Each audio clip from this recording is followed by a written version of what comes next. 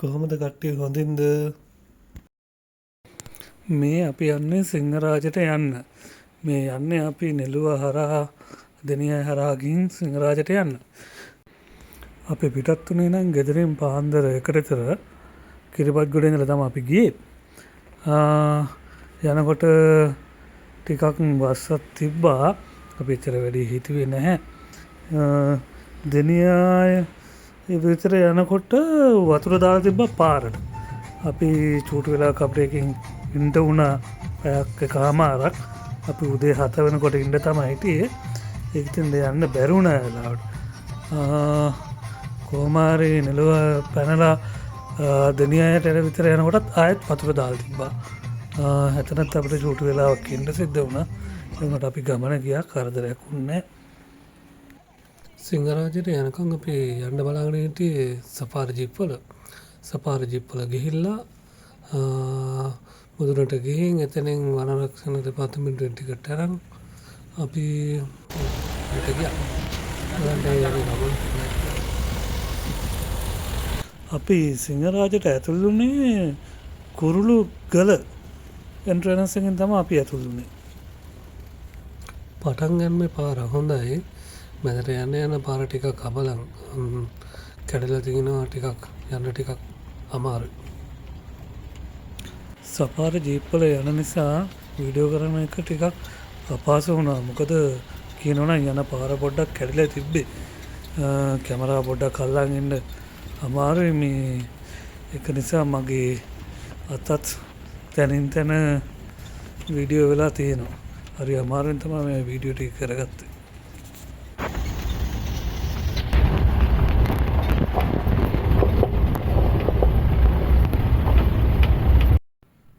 රක්ෂිතයට යන පාර දෙපැත්තේ පොඩි පොඩි දියඇලි ටිකක් තියෙනවා. ගොඩක් තියෙනවා. ඒක තියෙනවා සිංහරාජයට ඇතුල් වෙන්න පිට දෙනිය ලංකගම. අනිත් පැත්තෙන් උඩ පැත්තෙන් කුඩව නැද්දකල මේ පැත්තේ තියෙනවා. කුරුල්ලුගල කියන්නේ මෙහි කුරුල්ල බලන අය මෙහෙට එනවා. මෙහි විශේෂත්වය කුරුල්ල බලන තමයි. මේ කුරුල්ලුගල කියන්නේ මේක මේ එන්ට්‍රන්ස් එක.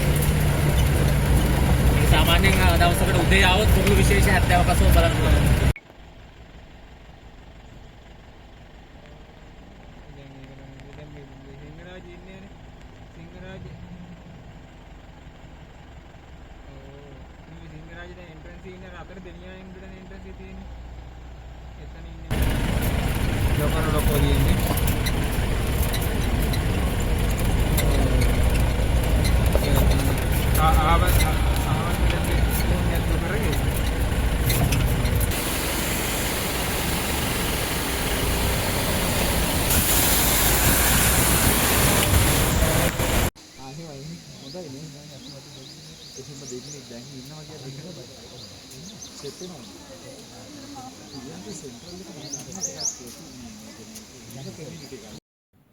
රක්ෂිතයට ඇතුල් වෙන්න මෙතනින් ටිකට් ගන්න ඕනි.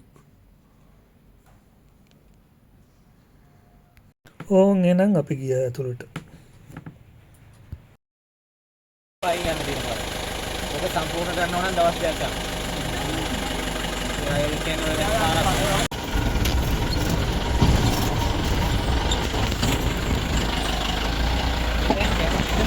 පොඩු කට්ටිය ගා හරි කරලා මේක දාන්න මේ හරි මේක දාන්න. දැන් පොඩු ගානේ මට්ටමකට 1000ක් විතර.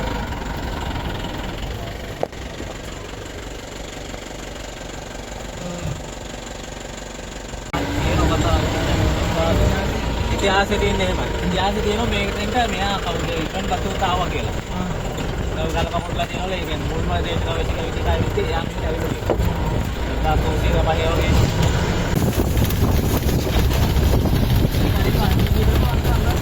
දැන් කලින් දෙකක් දැන් දෙකම එකතු කරලානේ. සංරක්ෂණ වන්දි ඉඳලා. ඒක මොකද ඒක හොඳයි නැත්නම් මේ දැස්සේ තිබුණේ ඉතින් වනාඩි වන්දිකේ මේ මට මොනවා හරි උඩ බලගෙන නිකන් ඉන්න ඕන උඩ බෙහෙත්. ඒ ප්‍රශ්නයක් තියෙනවා. ඒ හින්දා දැන් අර ඒ දෙකම එකතු කරලා. දැන් දෙක බලන්නේ අර තොලේ මාරු වෙලා යන්න තියෙනවා.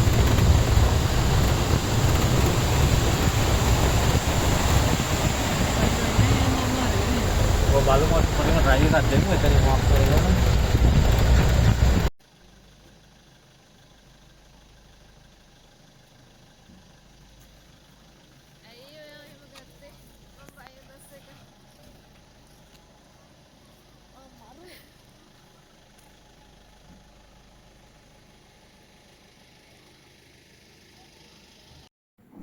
වැස්ස නිසා කෝඩල්ල ටිකක් වැඩි. ඇවිල්ලා ඉන්නේ සිංහරාජ වනාන්තරේ. නිවර්තන වැසි වනාන්තරයක්. අපිට ඕක තේරෙනවා ඇත්තටම සමහර වෙලාවට තැන්වලදී අපිට තේරෙනවා සිංහරාජ කියන්නේ මොකද්ද මේක ඇතුළේ ගිහිල්ලා බලන්න දෙයක් නැහැ නේ මේක කැලේකට ආවා මොන දෙයක්ද කියලා ඔහොම හිතෙන වෙලාවල් තියෙනවා. ඇත්තටම අපි නපුණත් කොහෙට හරි ගියාම මේක හිතෙනවා. ඒ වුණාට ඕකේ වටිනාකම තියෙන්නේ අපි ලෝකෙත් එක්ක ගත්තාම නිවර්තන වැසි වනාන්තර අතර ලෝකේ අංක එකට ඉන්නේ අපි. මේ සිංහරාජ. සිංහරාජනේ. ඔව් අපි ඔය ගත්තන් හේතුව තමයි අපි ඇවිල්ලා ලෝක උරුමයක් විදිහට 1989 ලෝක උරුමයක් විදිහට නම් කරලා තියෙන සිංහරාජේ මේකේ තමයි ලෝකේ තියෙන ජල සම්පතෙන් 100ට එකක් තියෙන බීමට ගන්න හැකියකින් 160ක් තියෙන සිංහරාජේ. ලෝකෙන් 101යි බීමට සුදුසු ඒකිනුත් 160ක් සිංහරාජේ. අන්න ඒ නිසා තමයි අපි මේක වටිනාකම කියන්නේ අපි මේක රැක ගන්න ඕනේ කියලා. මේ අපි ඉන්න කොටස ඉතාමත් සුළු කොටසක අපි ඉන්නේ අද. සිංහරාජේ සමස්තය ගත්තාම හෙක්ටයාර 11180ක් තියෙනවා. ඔය 11180න් මේක දිසානතිය විදියට පිහිදලා තියෙනවා. කිලෝමීටර් 21ක් දිගිනුත් කිලෝමීටර් 6.5ක් පළලිනුත්. ඒක දිස්ත්‍රික්ක 3ක් තුල ග්‍රාම සේවා කොට්ටාස නිර්ධාරිත කොට්ටාස 8ක ග්‍රාම සේවා නිර්ධාරිත වසම් 72ක වර්ධනය වෙලා තියෙනවා මේ සිංහරාජ වනාන්තරේ. මම කෙටියෙන් ඔක්කොම මේ පැහැදිලි කරලා පොඩි කියන්නේ. මේකේ තියෙන තවත් විශේෂත්වය තමයි ඕමිස් ප්‍රශ්නයක් තියෙනවා. මම මේ සමාජයට වැරදි තැන් තියෙනවා විඳාගෙන දුන්නා. එයා ෆොටෝ එකට ඉන්නේ. සෝරි මම හිතුවා අතකින් ඉඳ මේ පොඩි මේක. මේ වහිනවා. නෑ හරි ඒකයි. පොඩි සමහර තැන් ඒකේ තියෙන දත්ත අණුව. ඊට පස්සේ අපි මේ ඉන්නේ 6.6ක් කියන අඩුම කොටසේ. ඒනොට ජෛව විවිධත්වයෙන් 90ක් තියෙන කොටසේ ඉන්නේ. බලන්න දේවල් තියෙනවා ඇත්තටම මේකේ අපි ආපු වෙලාවත් එක තියෙන ප්‍රශ්නේ. විශේෂයෙන්ම කුරුළු විශේෂ 164ක්. මේකේ වාර්තා වෙලා තියෙනවා. කුරුළු ගල කියලා මේ එන්ට්‍රන්ස් එක වැදගත් වෙන්නේ කුරුල්ල නිසා. සමනල් විශේෂ 175ක් වාර්තා වෙලා තියෙනවා. සර්ප විශේෂ 85කුත් උගුරගෙයින් උභයජීවීන් විශේෂ 45ක් සහ ක්ෂීරපාය විශේෂ 45ක්. ඒකෙන් මම කියන්නේ අද දවසේ අපිට ඔක්කොම බලන්න පුළුවන් කියලා. සමහරට අපිට එක එකක්වත් බලන්න බැරි වෙන්නත් පුළුවන්. අපි එද්දි දැක්ක සර්පෙක් මොකද කියන හිතා ගන්න බෑ. ඕගොල්ලෝ දැක්කද දැන දරඩ ගහලා හිටියා නිකන් දුඹුරුයි කළුයි එක්කනේ. සමහර විට කුණ කටුවෙක් වෙන්න පුළුවන් අපිට දකින්න නැතුව හරියටම කියන්න බෑ. කුණ කටුවෙක් වෙන්න ඕන. වෙන්න ඇතියෝ. නැත්තම් කොළගහ. ඔය වගේ ඉන්නවා. ගොඩාක් මේකේ සර්පයෝ ඉන්නවා. සර්පයන්ගෙන් හැබැයි බය වෙන්න එපා. එහෙනම් කුණ කටුව. ඔව් අපි හැමතිස්සෙම මම ඒක අංක 1 මිස් අවධානයෙන් තියෙනවා. පුළුවන් තරම් නිශ්ශබ්දතාවය රැකගෙන යන්න ඕන. මොකද අපි යන්නේ ඊටාම සංවේදී පරිසර පද්ධතියකට. ඒ පරිසර පද්ධතිය ඇතුළත අපි නිශ්ශබ්දව යන තරමට අපිට සත්තු බලන්න පුළුවන්. මොකද අපි යන පාර දෙපැත්තේ ඉන්න සත්තු තමයි අපිට බලන්න වෙන්නේ. ඒ සත්තු අපේ සද්දත් එක්ක ගොඩාක් දුරට කැලේ ඇතුළට රක් ගාලා යනවා. ඒ හින්දා ඒක ගන්න පුළුවන්. අනිත් එක තමයි මම විශේෂයෙන් කියනවා මෙතනින් කවුරු හරි හතිය වගේ රෝගයකට බෙහෙත් ගන්න කවුරු හරි ඉන්නෝ නම් ඉන්හේලර් එකක් පාවිච්චි කරන කවුරු හරි ඉන්නෝ නම් මේ අපි මොකද ඒකත් අරගෙන යමු. පල්ලමක් බැහැලා ආයේ කන්දක් නගින්න තියෙන හින්දා ඒ වගේ අයට මොනවා හරි බෙහෙත් ගන්න අය ඉන්නෝ නම් ඇවිදින්න අපහසු අය ඉන්නෝ නම් ටිකක් පල්ලමක් නැගලා කන්දක්කට උඩ පල්ලමකට බැහැලා කන්දක් නගින්න. සහ කූඩැල්ලන්ට කූඩැල්ල කියන සතා ඇත්තටම ගෝතින් අපි සාමාන්‍යයෙන් කඩුවෙල ප්‍රදේශයේ ඉන්න කට්ටිය දන්නේ කඩුවෙල වෙද මහත් එක්ක ඉන්න කූඩැල්ලේ රුපියල් 1500 එතන පැයකට. ඒ කියන්නේ අපේ නහර ගැට ගැහෙන එකට කූඩැල්ල දාලා ඒ අර විස ටික අයින් කරනවා. ඒ වගේ කූඩැල්ල කියන්නේ කිසි ප්‍රශ්නයක් නැහැ. බය වෙන්න එපා. කූඩැල්ල එක්ක ආවා කියලා කිසි මුකුත් වෙන්නේ නැහැ. අපි ඕන තරම් වෙන හැබැයි කූඩැල්ල දැක්ක ගමන් කෑ ගහන්න එපා ඇතුළේදී. ටක් ගාලා පෙන්නන්න අපි තුන් දෙනෙක් ඉන්නවා. අපි ඒ අතරේ අපිට පුළුවන් වුණොත් අයින් කරන්න. නැත්නම් ටක් ගාලා අපි කැරම් ගහන විදිහට කූඩැල්ල විදලා දැම්මම හරි. එතකොට කූඩැල්ලගේ ප්‍රශ්නේ නැහැ. කූඩැල්ලෙක් කෑවා කියලා අපිට මුකුත් වෙන්නේ නැහැ. කූඩැල්ලේ ටිකක් යනවා විතරයි. ඒකත් චුට්ටි වෙලාවකින් ඉවරයි. ඒ හින්දා ඒකට බය වෙන්නත් එපා. සහ ඇතුළේ යද්දී අපි එකම දේ තමයි කවුරු හරි අපි මේක කියන්නේ අපි එකක් පරිසරය ආරක්ෂාවට සහ අපිටත් ඒක අපේ ජොබ් එක රැක ගන්නත් ඕන සහ ඔයාලත් එක්ක අපි ගන්න සුහදව ගනුදෙනු කරනවා. මෙතන ඉඳලා අපි ඔයාලගේ ටීම් එකත් එක්ක අපි 3 දෙනෙක් ගියයි කියලා 40 ගාණක් ඉන්නවා. අපිත් ඔයාලගේ ටීම් එකේ කට්ටියක් විදිහටම යන්නේ. අපි වෙනස් වෙලා යන්නේ. අපි ඔයාලත් එක්ක ඕන ප්‍රශ්නයකදී ඉන්නවා. ඇතුළේදී ගිහිල්ලා ඇතුළේ මොන ප්‍රශ්නයක් වුණා අපි 3 දෙනාට තමයි වගකීම තියෙන්නේ. ඒ වගකීමේ අපි ඉන්නවා. ඒකෙදි මම කියන්න ඕන කවුරු හරි වැරදිලාවත් මත්පැන් පානය කරන්න එපා. මොන හරි තිබුණොත් අපි එහෙම අදහස් කරන්නේ නැහැ. කාගේ හරි තියලා අපිට එහෙම අදහසක් තියෙනවා නම් ඒක කරන්න එපා ඇතුළේදී. සහ දුම්පානය ඒ දෙක කරන්න එපා.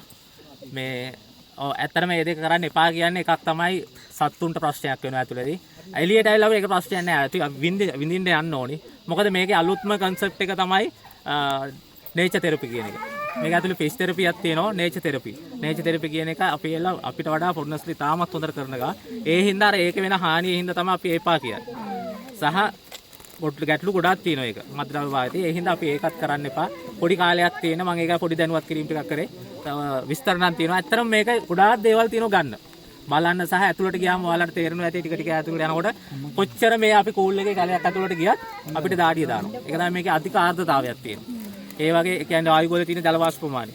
ඒ ටික බලාගෙන අපි යන්. අපිට ගොඩාක් විස්තර කරන්න නැහැ. අපි මෙතනින් දැන් ඇතුළට. ඕන් එහෙනම් අපේ රක්ෂිතය ඇතුළට යන්න පිටත් වුණා. පොඩි පින්නකුත් වැටෙන්න ගත්තා ඔය යන අතරතුරේදී. ඒක එච්චර කරදරයක් වුණේ නැහැ ගමනට. ඔව් අංකෙන්ද තමයි මේ තියෙන්නේ. මේ ඉබල බලන්න මේක හරි සුවඳක් තියෙනවා. ඔක ගොඩක් මේ සිංහල වෙද්දු මේක ඉල්ලනවා මේ බෙහෙත් වට්ටෝරු ගනිද්දී අංකෙන්ද. ඒකේ දෙකක් තියෙනවා ලුණු අංකෙන්ද සහ අංකෙන්ද. මේ තියෙන අංකෙන්ද එක ලුණු අංකෙන්දත් මම ඇති පෙන්නන්න. යන මාර්ගයේ දෙපැත්තේ පාසි වර්ග, හතු වර්ග, දිය ඇලි, දිය කඩිදි එහෙමත් තියෙනවා යන පාර දිගේ. ඒකත් හරි ලස්සනයි. අනික තමයි කුරුල්ලන්ගෙන්, ගෑසියන්ගෙන් පොඩි පොඩි දිය පාරවල සද්ද වලින් හරිම ලස්සනයි. සද්දත් එක්ක යනකොට මාර පිළින් එකක් තියෙනවා.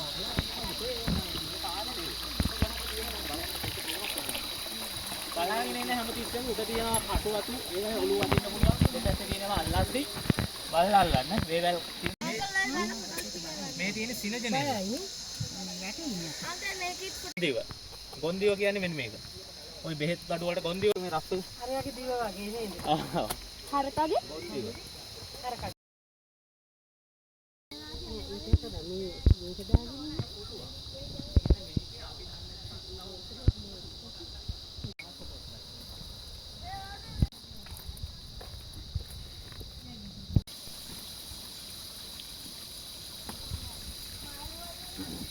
මේ ටික එකක් සුදු පාට පේනවා මෙහෙන් කාවලා මෙහෙ ගොඩක් වෙනස් වෙලා. මේ කුස්ස එකක් තියෙනවනේ දී හැමතැනම. මේක පොඩක් අපි මෙහෙම සත්තුවක් දාලා එළොට මේ තියෙන්නේ මේක බෙඩ් එක. මේ තියෙන්නේ මෂ්රූම් බෙඩ් එක. මේක හතු පොලක්. මේක අපි සාමාන්‍යයෙන් දන්නෝනේ මේ සාමාන්‍ය අර ගෙවල් වල නම් හතු හදන ක්‍රමේ අපි කොහේ හරි හදලා අර ගෙනාගෙන ඕක කිමිකල් එකක් දාලා එහෙමනේ හදාගන්නේ. බෙඩ් එක. මේක සාමාන්‍ය විදිහට හතු අපි දන්නෝනේ හතු කියන්නේ මෙයා මේ දිලීරයක් වර්ධනය වෙන්නේ. මේ දිලීරේ වර්ධනය වෙලා මෙයාගේ ප්‍රචාරණ මාධ්‍යයක් විදිහටනේ හදක් හදාගන්නේ. ඒක දන්නවනේ අය හතු හදාගද්දි මෙයාලට අපි කියන්නේ මෘතෝපජීවීන් කියලානේ. මෘතෝපජීවීන් කියන හේතුව තමයි මෙයාලට මේ අර අපේ තියෙන්නේ බහිස්රාවයක් වගේ මේ මෙයාලගේ තියෙන්නේ අපි අපේ අභ්‍යන්තර දෙයක් කියනවනේ මෙයාලගේ බහිජීර්ණයක් තියෙනවා. ඔව් ඒ දෙක තමයි මෙයාලා අපි අර කාලා අපි වමාරණ ආලා ආයි කන්නේ නැහනේ. මෙයාලා ඒවට ඒක කරන්නේ. මේකේ සහ මේ පැත්තේ නෝට මේ පැත්තේ නැහැනේ මේක. ඒ පැත්තේ නැත්තේ තමයි අපි මේ පාරක් හදාගෙන මේක නිතර යනවා එනවා අපි මේ සයිස් ෆින්ස් මේක ගිහිල්ලා මේකට මේකෙන් අර පැත්තට වර්ධනය වෙන්නේ නැහැ. මේ ප්‍රදේශය තුල තමයි මේක වර්ධනය වෙලා තියෙන්නේ. හැරිච්ච කඳන්ද මේ දිරා. මෙයාලට ඕනි වෙනවා මේක මේ දිලිරේ වර්ධනය වෙන්නේ විශේෂ දේවල් තමයි මේ කොම්පෝස්ට් අට්ටුව. සහ මේකට හොඳම වැසි කාලේ බලපානවා. වැසි කාලේදී තමයි මේක වර්ධනය වෙන්නේ. දැන් මේ තමයි හතු පිපෙනවද එතකොට? හතු පිපෙන කොළක්. මේ හතු පිපෙන කොළක් මේ ඉරියක ඕක ටික හතු එක. මොකේ හැතෙන්නේ අතුරු හතු කියලා. ඔය අතුරු හතු එක සාමාන්‍යයෙන් රුපියල් 1500 2000කට මිනිස්සුන්ට මොකක්ද? ගන්න බුදු හතු කන්න. හරි රස හතු එකක් මේක. සහ මේකට විශේෂත්වයක් තියෙනවා. මෙතන මේ හතු හැදෙන්න කැලේ ඇතුළේදී අපි සාමාන්‍ය කඩේ තියෙන හතු මොකක්ද ඇමරිකන් නෝස් ටැබ්ලොන් කියලා දෙක කන්නේ. ওই දෙකනේ. ওই දෙක යාලා හදද්දී ඔකට කෙමිකල් එක දානවනේ. එයා නයිට්‍රජන් දෙනවා පිටින්. මෙතෙන්දී අවශ්‍ය නයිට්‍රජන් ප්‍රමාණය මෙයා ගන්න කොහෙන් හරි ගන්න එපා. ඔව් එතකොට මෙයා ගන්නෙ නෑ. මෙයා ගන්නෙ අකුණු වලින්. ඒකයි වැහි කාලේදී මේක වර්ධනයටක් ගන්න. අකුණු මේ බුළු ගහක් තියෙන්නේ. මේ ගහේ මේක විශේෂත්වය තියෙනවා. මේ අරහා අකුණු ඇද ගැනීමේ හැකියාවක් තියෙනවා මෙතෙන්ට. එතකොට ඒ අවශ්‍ය නයිට්‍රජන් ප්‍රමාණය මෙයා ගන්නවා. මේක සාධක කරගෙන අකුණු හරහා. ඒකෙන් තමයි නයිට්‍රජන් අරගෙන මේ හතුපොළ වර්ධනය වෙන්නේ. ඒකයි අප්‍රේල් මැයි වල මේක හතුපොළ වර්ධනය වෙනවා. මොකද බක්මහ අකුණු කාලේ. ඒ කාලේ වර්ධනය වෙනවා සහ මේ නැත්තම් මේ යන්නේ අපි ඊසාන දිග මෝසමනේ. ඔය ඊසාන දිග මෝසම අපිට අඩුවෙන් එන්නේ. මේ අපිට වැඩිම බලපාන්නේ නිර්ත දිග මෝසම. මෙන්න මේ ගහේ සාධකයක් තියෙනවා. නිර්ත දිග මෝසම අපිට හඳුනා ගන්න පුළුවන්. කැලේදී අපිට දිශාව ප්‍රශ්නයක් වුණොත් හඳුනා ගන්න පුළුවන් සාධකයකුත් තියෙනවා. මෙන්න මේ ලංකෝට් අපි එක ලංකෝට් මේ ලෑලි මුල්. මේ ලෑලි මුල් හැදිලා තියෙන්නේ මේ ගහේ. ඔයාලා මේ ගහේ මේ පැත්තට එද්දි බලන්න. මේ පැත්තට මුල් නැහැ. මුල් හැදිලා තියෙන්නේ මේ පැත්තට. එතකොට නිර්ත දිග මෝසමෙන් මේ ගහ එයා ආරක්ෂා වෙන්න මේ බර දරාගෙන නිර්ත දිග මෝසමෙන් ආරක්ෂා වෙන්න තමයි ප්‍රතිවිරුද්ධව මුල් හදාගන්නේ. මොකද නිර්ත මෙහෙන්. නිර්තෙන් එන හුලම් ප්‍රවාහයෙන් සහ බාධක වලින් ආරක්ෂා වෙන්න තමයි මේ මුල් පද්ධතිය හැදෙන්නේ. එතකොට අපි කැලේදී අතරමං වුණොත් මේ තැනකදී නිර්ත කොහෙද? ඊසාන කොහෙද කියලා හොයාගන්න පුළුවන්. මොකද නීතියට ප්‍රතිවිරුද්ධව තමයි මේ මුල් පද්ධතිය හැදේ. එයා නීතික මෝසමෙන් ආරක්ෂා වෙන්න තමයි. ඒකයි මම කිව්වේ කැලයක් ඇතුලේ අපි යනකොට මේක අපිට බලන්න දේවල් ඉඳලා සෑහෙන දේවල් තියෙනවා අපිට ඉගෙන ගන්න. මුළු ගහ. මුළු ගහ. බාදහම අපිට සෑහෙන දේවල් මුලක් ඇවිල්ලා තියෙනවා එහෙම. ඔව් එනවා පොඩියට ආඩපුති අර පැත්තට තමයි බර දරාගන්නේ. බර දරාගන්නේ නිරිතදිගේ මුදුන් මුලක් නැතුව මේ ගහ දරාගෙන ඉන්නේ. පරිවාර මුල් පද්ධතියකින් සෑහෙන මේ බරක් දරාගෙන මේ ගහ හැදෙන්නේ මුදුන් මුලක් අපිට බලන්නේ නැහැ නේ. පරිවාර මුල් පද්ධතියකින් තමයි මේ හැදිලා තියෙන්නේ. සහ මෙන්න මේ අපි දැන් සාමාන්‍ය හීම්බෝ විටිය මට අතෙන්ද කියන්න බැරනවා හීම්බෝ විටිය එක අපි කැඳ බොන්න ගන්න හීම්බෝ විටිය තියෙන අපි දැන් සාමාන්‍ය අක්මාය පස්සේ හොඳයි කියන්නේ. මේකේ වැල් හීම්බෝ වැල් එක. හීම්බෝ විටියකේ වැල් එකක් තියෙන. මේ කැලේදී තමක බලන්නේ මේ තියෙන වැල් එක. අපි දැන් සාමාන්‍ය තැන් වල ඔක නැහැනේ. මේ පොඩි එක නේද? මේක තියෙන වැල් එක හීම්බෝ විටියක. මෙන්න මේක මේ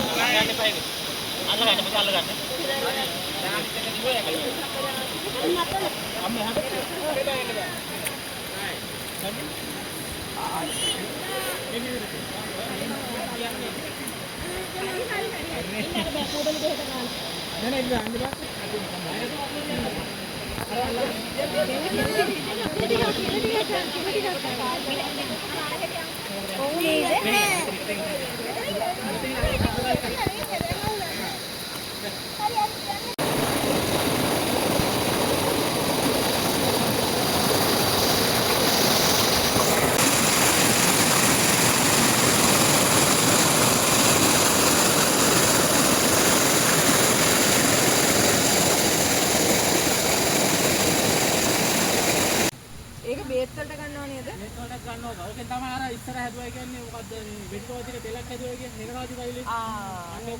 මොනවාද? වනරාජ.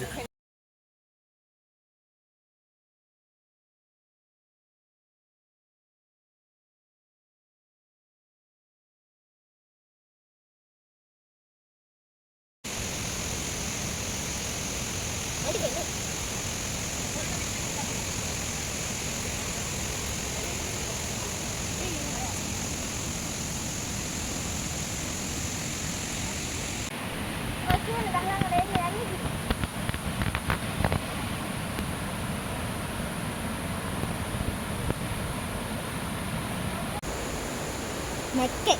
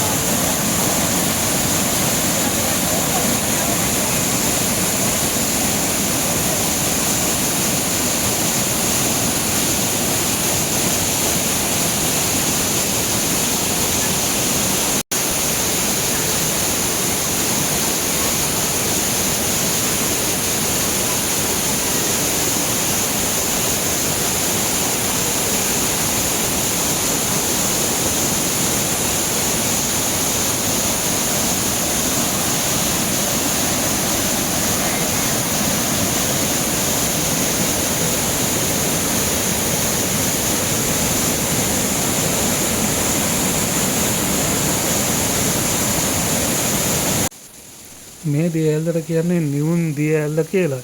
හේතුව තමයි මේ වගේම තව දිය ඇල්ලක් එහා පැත්තෙමුත් තියෙනවා.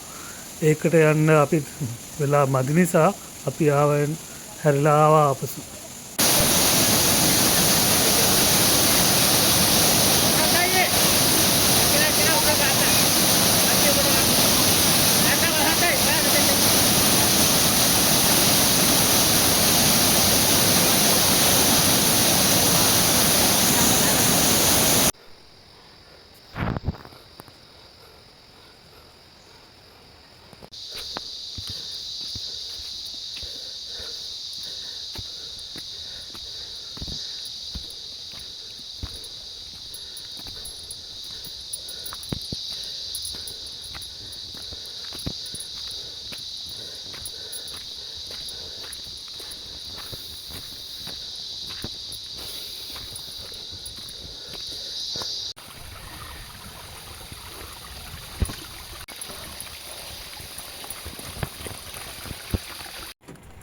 සිංහරාජ ගමන ඔන්න ඔහම ඉවරුණේ.